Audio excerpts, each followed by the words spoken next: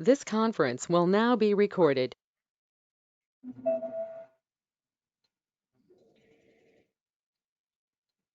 So hope you understood the pleomorphic adenoma and Warthin's tumor.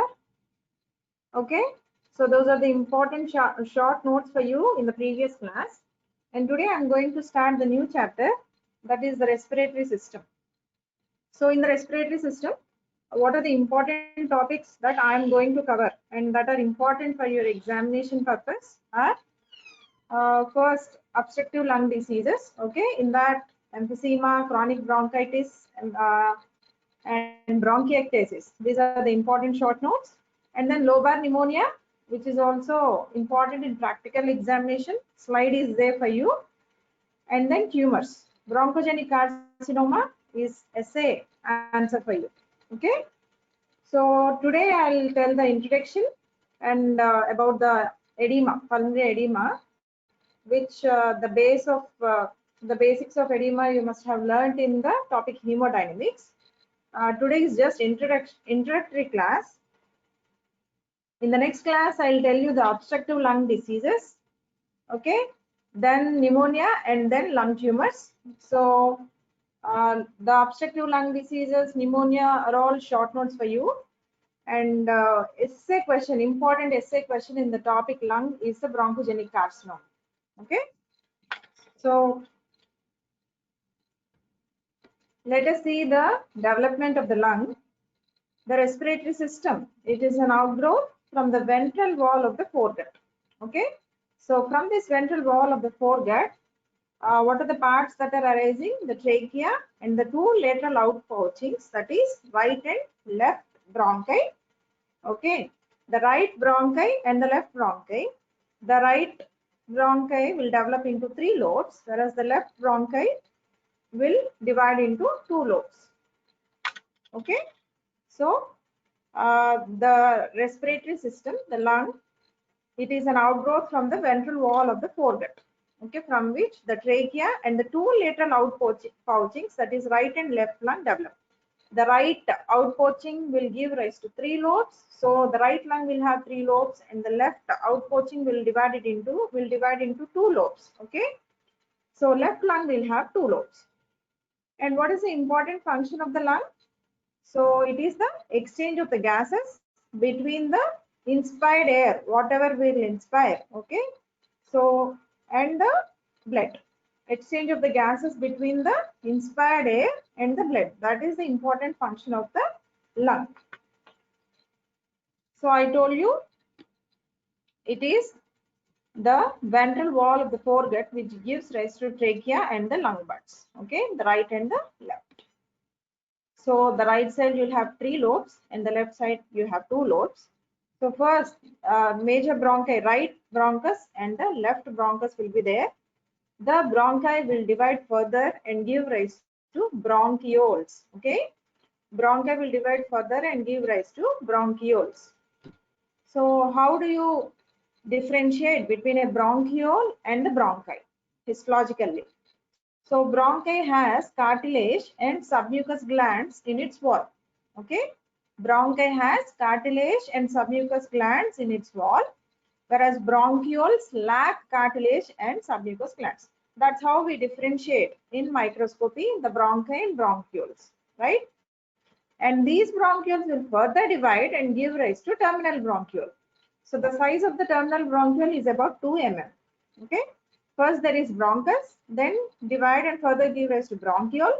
Bronchiole will further divide and give rise to terminal bronchiole. The terminal bronchiole is the smallest one, which is about 2 mm size. Okay. Then distal to the terminal bronchiole, the part of the respiratory tract is called acinus. Okay. Distal to the terminal bronchiole, the part of the respiratory tract is called acinus. And what are the parts of the acinus? Acinus composed of respiratory bronchiole, alveolar duct, alveolar sac. So this histology is very important when you study the obstructive lung diseases. That's why you have to remember this. Okay. So the part of the terminal, the part of the lung distal to the terminal bronchiole is called acinus. You have to know the definition of the acinus and what are the parts of the acinus you have to know. So parts of the acinus are respiratory bronchiole, alveolar duct, and alveolar sac. So the distal alveolar sac here, okay, the distal parts are the alveolar sacs or alveoli. They are important in the gaseous exchange between the blood vessels and the lung. Okay. So you have to know what is SNS. SNS composed of respiratory bronchiole, alveolar duct, and alveolar sacs or alveoli. Okay. So alveoli or alveolar sac is the important part which is responsible for the gaseous exchange between the lung and the blood vessels. Okay. And what is a lobule? 3 to 5 terminal bronchioles together composes of a pulmonary lobule. 3 to 5 terminal bronchioles composes of a pulmonary lobule. Okay. So you have to know the difference between the bronchi and bronchiole. Once again, I'm repeating. Bronchioles does not have cartilage and submucous glands. That's how we differentiate microscopically between a bronchus and a bronchiole. Okay. And the part of the respiratory tract distal to the terminal bronchiole is called sinus. Sinus composed of 3 major parts: the respiratory bronchiole, alveolar duct, and alveolar sac. Okay. So these parts of the sinus are important when you when you will study this emphysema, COPDs. Okay, which I'll tell you in the next class. So the distal part, that is called alveolus. The structure of the alveolus is very important. So alveolus, it is nothing but, it is a network of capillaries. Alveolus is nothing but network of capillaries. Okay. So capillary means it is lined by endothelium. Okay. And beneath the endothelium, there is basement membrane. So this is the capillary. Okay. Alveolus is nothing but network of capillaries lined by endothelium. Okay. Lined by endothelium. So, and beneath the endothelium, there is basement membrane. And after that, there is interstitium. Okay. And after the interstitium, there are alveolar epithelial cells. After the interstitium, there are alveolar epithelial cells, which are of 2 types, type 1 and type 2. Type 1 and type 2. This is type 2, and type 1 is the flat cell. Okay. And also there are some alveolar macrophages. Okay. So you have to remember the structure of the alveolus. Alveolus is nothing but network of capillaries lined by endothelium cells. So beneath the endothelium, there is basement membrane, and then there is interstitium. So this basement membrane and interstitium will separate the endothelial cells of the alveoli and the epithelial cells of the alveoli. Okay. So the basement membrane and interstitium forms a barrier between the endothelial cells and the epithelial cells. What are the types of epithelial cells? 2 types, type 1 and type 2. Type 1 cells are more flat. Okay. Type 2 cells are rounded in shape. Type 1 cells are flat, type 2 cells are rounded in appearance. So this is the microscopic picture. So type 2 alveolar cells and type 1 alveolar cells, they are more flat. Type 2 alveolar cells are rounded in appearance. Okay. And this is the capillary. Capillary is lined by endothelial cells, and on the outer side there are epithelial cells, type 1 and type 2. So between the endothelial cells and the epithelial cells, there is basement membrane and interstitium. Okay. So what is the function of the type 2 pneumocytes? So type 2 pneumocytes, they synthesize surfactant, and also they are involved in repair. Okay. And they give rise to type 1 cells. So, sorry. So type 2 cells, what are the function of type 2 cells? They give rise to type 1 cells, and also they play a role in the repair of the lung. Okay. And also there are some macrophages, alveolar macrophages. Here in the figure, it is given as dust cells. They are nothing but the alveolar macrophages. And also between the alveolar walls, there are some pores which are called pores of Kohn. Okay. They allow the transport of fluid or transport of the bacteria or exudate between the alveolar walls. There are some pores. Okay. Here you have to remember there are endothelial cells and the epithelial cells. Epithelial cells are 2 types, type 1 and type 2. Type 1 cells are flat and type 2 cells are rounded in appearance. Okay. So these are the distal part of the bronchiole alveolar sacs or alveoli, which play an important role in the gaseous exchange. And then histologically, what is the lining of this respiratory tract? It is pseudostratified ciliated columnar epithelium. Please all of you remember, the lining of the respiratory tract is pseudostratified ciliated columnar epithelium. So this is the structure of the bronchus. So you are seeing in its wall the cartilage, and also there are many submucous glands which give rise to mucus production. Okay, that helps in some protection of the against the microorganisms. Okay, so the lining epithelium is pseudostratified ciliated columnar epithelium, and in the submucosa you will have submucosal glands and also cartilage. Okay, so alveolus, it is an important part. It plays an important role in the gaseous exchange. Okay, so it releases oxygen into the blood vessels and drains carbon dioxide, and the carbon dioxide will exhale into the air. Okay, and the oxygen will go into the blood vessels, from the blood vessels into the organs. And then coming to the pathology of the lung diseases. So what are the common symptoms if we have any lung disease? So we'll have dyspnea, we'll have cough, and we'll have hemoptysis. So dyspnea, so what is dyspnea? It is difficulty in breathing. Okay, dyspnea is difficulty in breathing. Where you'll see dyspnea, so decreased compliance of the lung if there is any fibrosis, or increased airway resistance, or if the patient is obese, or if there is any fluid accumulation in the pleural cavity and left-sided heart failure. So these are some of the conditions where you'll see dyspnea.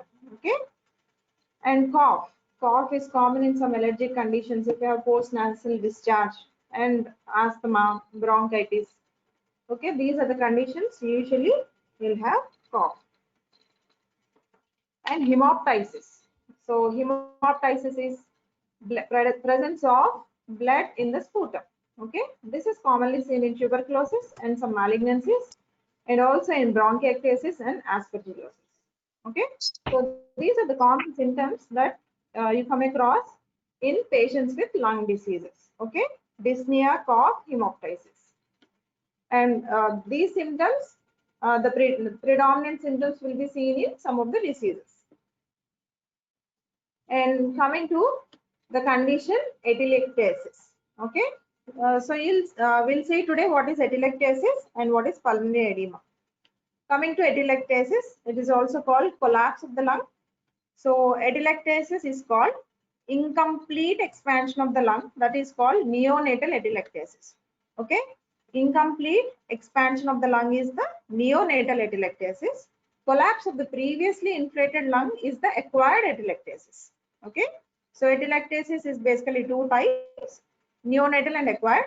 Neonatal is the incomplete expansion of the lung, whereas collapse of the already inflated lung is the acquired atelectasis. So what is the problem if one is suffering from atelectasis? Because there is decrease in the lung volume, there is decrease in the lung volume, predisposition to the infection. Okay. What are the types of atelectasis? First is resorption atelectasis, then compression atelectasis, then contraction atelectasis. So there are basically three types of atelectasis: resorption, compression, and contraction. So this is the resorption atelectasis. Where do you see resorption atelectasis? When there is complete obstruction of a major bronchus. Okay, complete obstruction of a bronchus. And why there is complete obstruction? Maybe due to mucus plug or some foreign body or some tumor or enlarged lymph node. Okay, so if here there is obstruction, and then there will be distal to the obstruction, there will be resorption of the air. Okay, and the volume of the lung will be decreased. That's why there will be decrease in oxygenation. Okay, so resorption occurs due to obstruction of the bronchus. Why obstruction occurs? It may be due to mucus, it may be due to foreign body, or it may be due to tumor. Okay, so the involvement of the lung always depends upon the level, at which level the obstruction occurs. Okay. Here what happens? The lung volume is decreased and the mediastinum will shift towards the atelectatic lung. Here the lung volume is decreased, the affected side, but the opposite side, the lung volume is normal. So you'll have the pushing effect. So mediastinum will shift towards the atelectatic lung. Okay, you have to remember the mediastinum will shift towards the atelectatic lung. Here the volume is decreased, but the opposite side lung volume is normal. So it will have a pushing effect. So this is resorption atelectasis. Then compression atelectasis. This type of atelectasis occurs when there is some accumulation of the fluid or blood or air in the pleural cavity. Compression atelectasis occurs when there is accumulation of fluid or blood or air in the pleural cavity. Okay, so like in what do you call such condition? Hydrothorax, pneumothorax, okay, or hemothorax. Okay, so such compression atelectasis will occur in patients with cardiac failure or neoplastic effusion. So here in compression atelectasis, you'll have the mediastinum will shift to the opposite side. Okay, here the volume is increased because due to accumulation of this fluid, the volume is increased and the mediastinum will shift to the opposite side. Okay, this is in contrast to the resorption atelectasis, right? And the last one is the contraction atelectasis.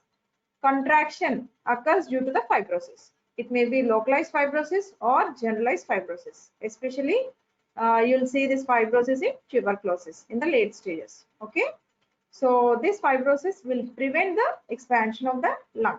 Okay, it may be localized or generalized fibrosis. So atelectasis. So atelectasis, acquired atelectasis is the collapse of the previously inflated lung. It is of three types: resorption, compression, contraction. Resorption is due to obstruction. Okay, obstruction may be due to mucus plug, foreign body, or the tumor. Compression is due to accumulation of the fluid or blood or air in the pleural cavity, and contraction is due to fibrosis.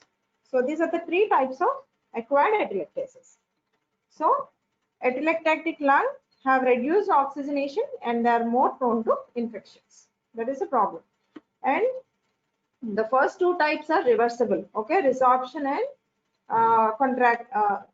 this resorption and compression are reversible, whereas the contraction, it is an irreversible disorder. Okay, so that is about atelectasis. Then what is pulmonary edema?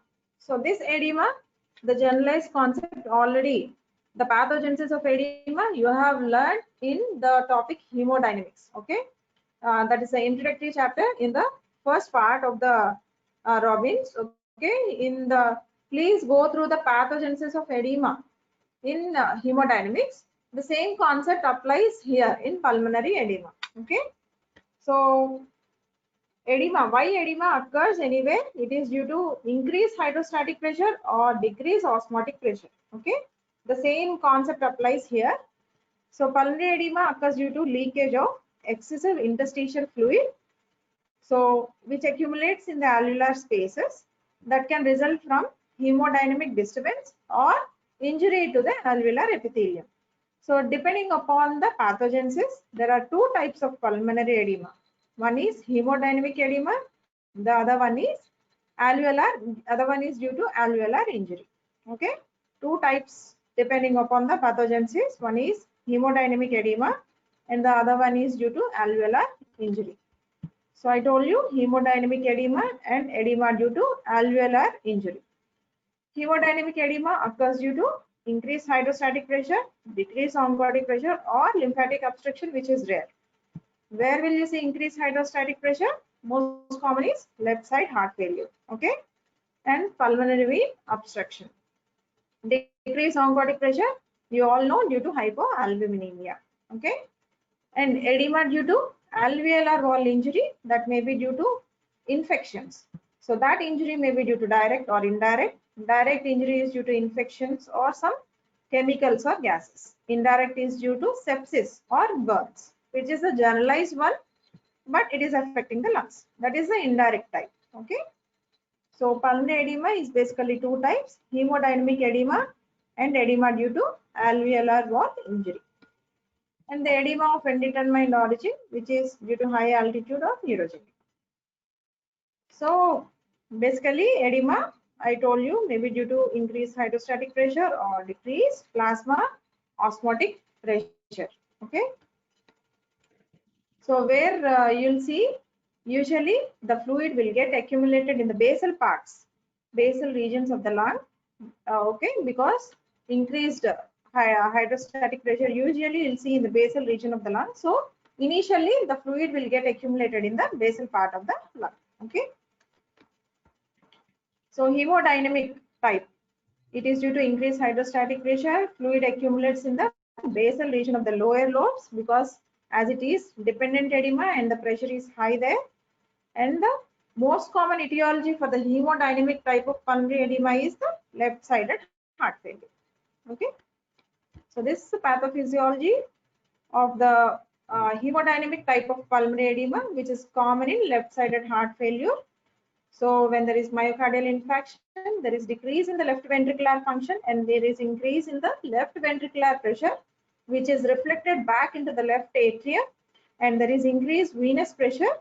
So then there is increased capillary hydraulic pressure. Then there is increased transcapillary gradient, which allows the movement, increased movement of fluid into the interstitium. That's why accumulation of fluid and edema occurs. So this is the pathogenesis in the left-sided heart failure, where you see hemodynamic type of pulmonary edema. Okay. And then histologically in edema, what you'll see, the alveolar capillaries are engorged. Engorged means capillaries are filled with blood. Okay, or some transudate like fluid. Capillaries are filled with fluid. Okay, here in congestive heart failure or in hemodynamic type of edema, the type of fluid is transudate. This one also you have to remember. In hemodynamic type of edema, the type of fluid is transudate. Okay. Whereas edema due to alveolar wall injury, the type of fluid is exudate. Okay. Difference between transudate and exudate is an important short notes for you. Okay. So here the type of fluid is transudate. So you'll see within the alveoli, there will be fine granular pale pink material. So the fluid, how it appears? Granular pale pink material. Okay. And there will be hemorrhages, and these blood will be taken up by macrophages. They are called hemosiderin laden macrophages. And then they're called hemosiderin laden macrophages are called heart failure cells. Okay. Hemosiderin laden macrophages are called heart failure cells.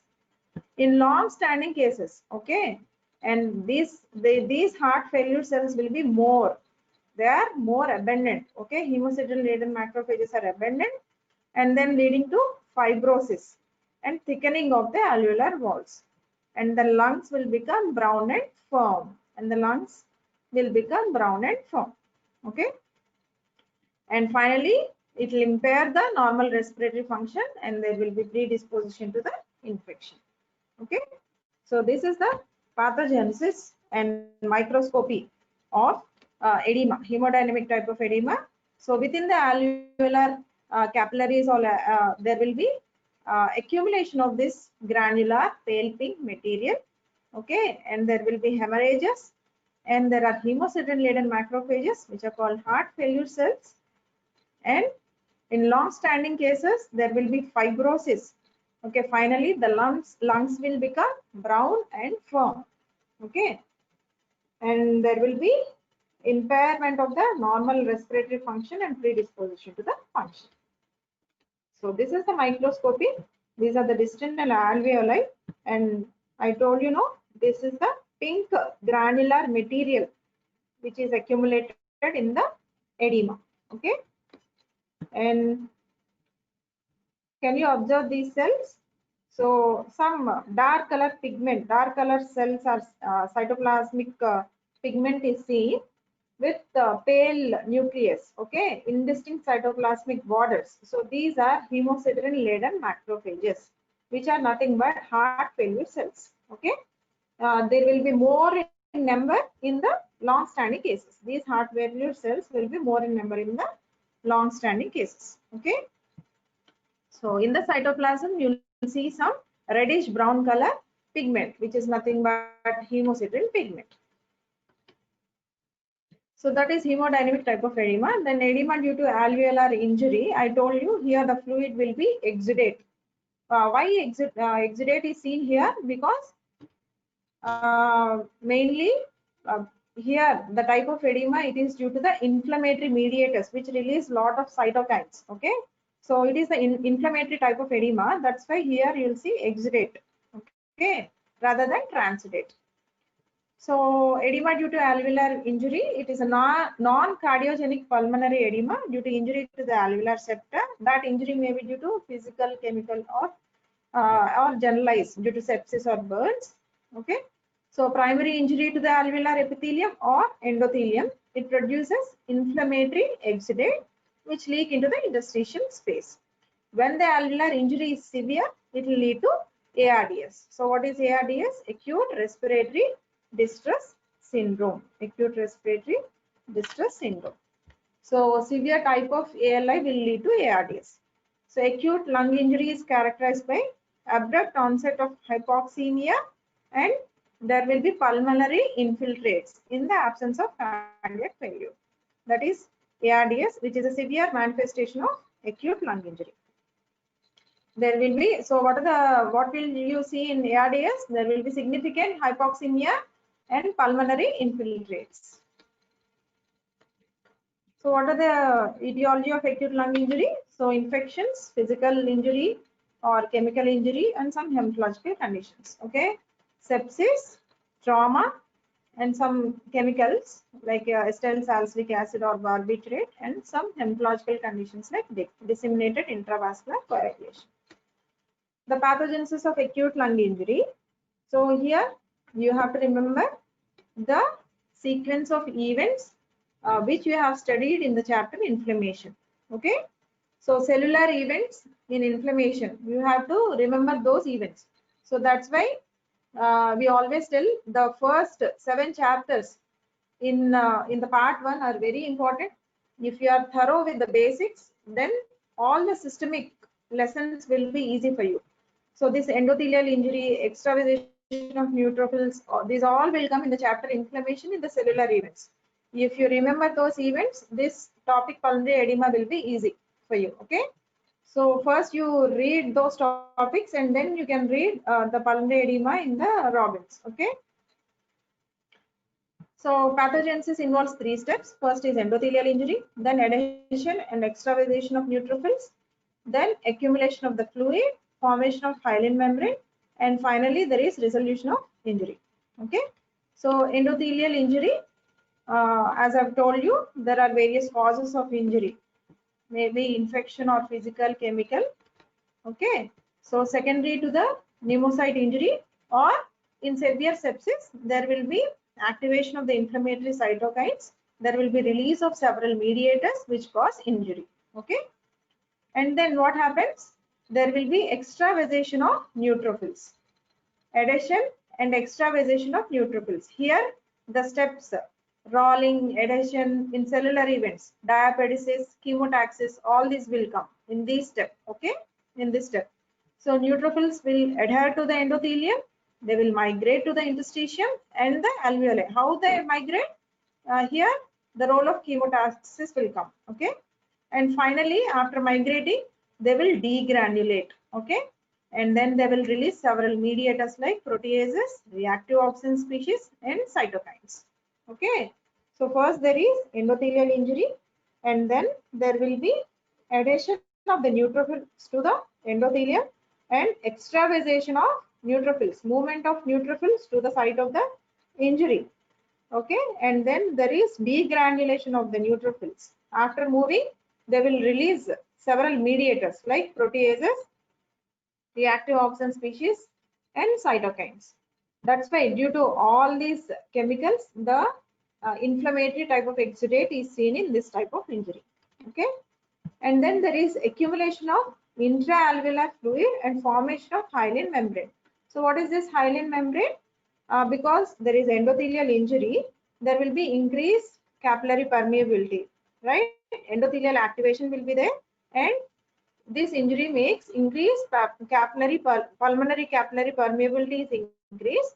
That's why the capillaries are leaky, and they will allow the fluid, interstitial fluid, as the capillaries are leaky and they are more permeable. That's why the fluid get accumulated. Along with that fluid, all the necrotic cells or other debris will get accumulated and forms a hyaline membrane. Okay. Along with the fluid, the necrotic cells and the debris will form a hyaline membrane. Okay. And finally, there is resolution of injury. So in any injury, finally, there will be release of fibrogenic cytokines. Okay. Any type of injury, there will be, in the later stages of the chronic stage, there will be release of fibrogenic cytokines like TGF beta and platelet derived growth factor. Okay. You have to remember fibrogenic cytokines are TGF beta and PDGF. So again, these cytokines you must have read in the chapter inflammation. Okay. And this will lead to more deposition of the fibroblasts, and finally some type of healing will occur. Okay. So resolution occurs due to release of cytokines, fibrogenic cytokines. Who releases these cytokines? Macrophage. Okay. Macrophage will release these cytokines. TGF beta and PDGF. They are fibrogenic cytokines which stimulate the fibroblast growth, and some sort of healing will occur. Okay, this is the final stage. So these are the pathogenic events or pathogenesis in the type of edema which occurs due to alveolar wall injury. Okay, so what are the steps? First, there is endothelial injury. It may be due to physical, chemical, or generalized sepsis or burns. And then there will be adhesion and extravasation of neutrophils. So the neutrophils will adhere to the endothelium, and then via diapedicis they will come out of the endothelium. Between the endothelial cells there will be formation of the gaps. So they will come out of the endothelium, and then there will be degranulation of these cells, and they will release several mediators. Okay, proteases, all these things they will release. And then there is formation of hyaline membrane. It is nothing but due to the fluid which has leaked from the capillaries, and also some necrotic debris. This fluid and debris will form hyaline membrane. This hyaline membrane will line the alveoli. Okay. And finally, there is resolution of the injury because due to the release of fibrogenic cytokines like TGF beta and PDGF. Okay. So these are the pathogenic events in alveolar type of in edema due to alveolar injury. So till now what I have said for you, first you have to understand the basic anatomy of the lung. So you have to remember the right lung 3 lobes, left lung 2 lobes, and you have to remember what is the bronchi, bronchiole, what is terminal bronchiole, what is SNS. Please read today what is SNS and what are the parts of the SNS you have to read. Parts of the SNS are important when you read the topic emphysema. Okay. And then today I've told you atelectasis. So you have to remember what is atelectasis, what are the types of atelectasis, basically neonatal and acquired. Okay. So in acquired type there are 3 types: resorption, contraction, compression.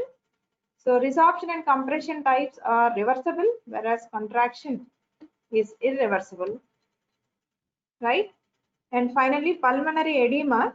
So there are 2 types of pulmonary edema: hemodynamic edema and edema due to alveolar wall injury.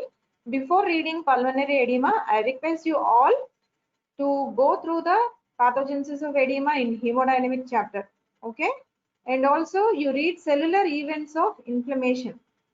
Okay, just to refresh your knowledge. Then you'll better understand the topic pulmonary edema in the lung chapter, right? So today you read all this basic structure, atelectasis and pulmonary edema. In the next class, I'll tell you, I'll start the COPDs. Okay. So if you have any doubts, please, you can contact me in WhatsApp or you can call me, right? But read well, all of you. If you have any doubts, please feel free to contact me. Okay. Hope you understood the class. Next week I'll start the COPDs. Okay. Okay then. So thank you. Please read everyone.